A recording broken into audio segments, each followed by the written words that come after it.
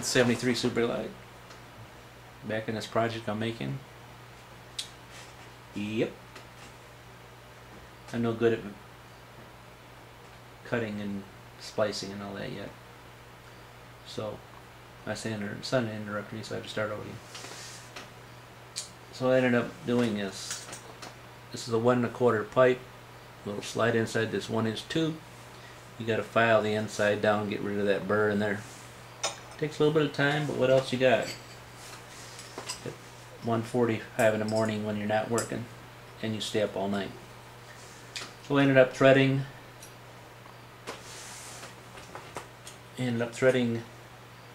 that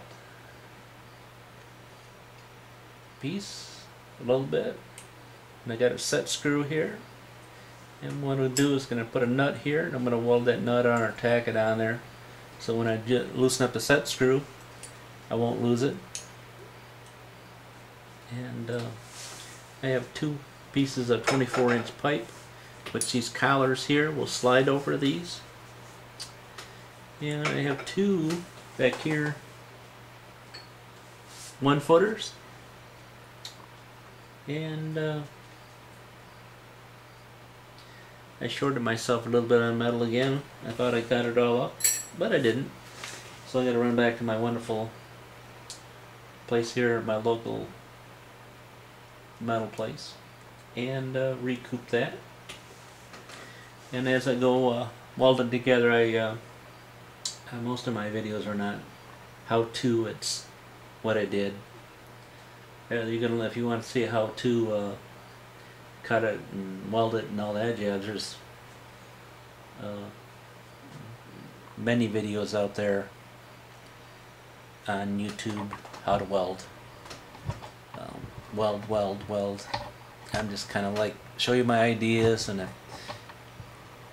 see somebody has also idea, and then I kind of improve from there.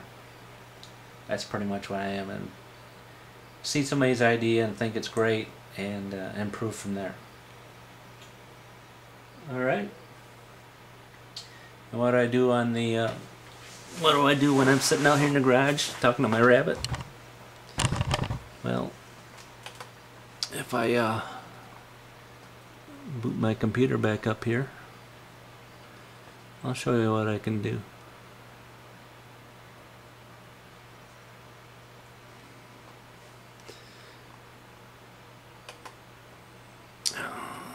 There's a lot of guys I like to watch, but this guy here is the funniest ever. He's hilarious. I don't even know which video to show you. I'll show you the latest one. If I can get her to run. Right here in the garage, my Wi-Fi goes up and down, up and down, up and down, up and down, up and down.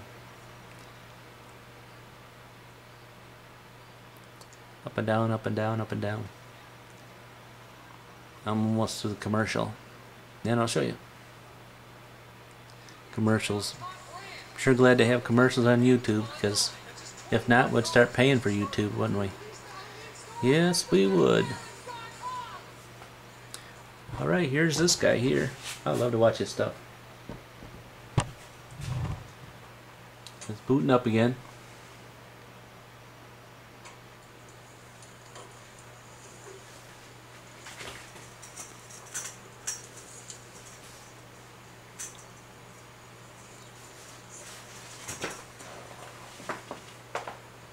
I've had people ask me before and make several comments in the past about, boy, your equipment, even though it's old, sure runs well. And it does, it tends to, and it tends to for a couple of reasons. Because first of all, I don't cut corners when it comes to maintenance. That's probably primary. Well, actually, more primary is I don't like breaking down. I've talked about how remote the ranch property is. You know, if you're up there for a work trip, and you need to get something done, you need your equipment to be reliable, you need things to run. Downtime is wasted time. So when it comes to maintenance on anything that I do, there's really no cutting corners. I just finished lubing up the whole front end, the pivot. I greased the fittings here on either side for the steering spindles, I guess you'd call them, and then I greased the wheels bearing grease, like butter. Like butter. So, my next trip now is to pull off the blades, put some blocks under the front tires because I don't feel like climbing underneath this thing. And I don't feel like dropping the cutting deck, but I'm going to pull the blades off and I'll show you how I sharpen those. I really only eyeballed this deck from the outside and it looked decent. But now that I'm getting underneath it, look at that. Pretty cool. Alright, let's rip these blades off. So there, the two blades are actually in pretty good shape. The edges are a little beat up. They've obviously...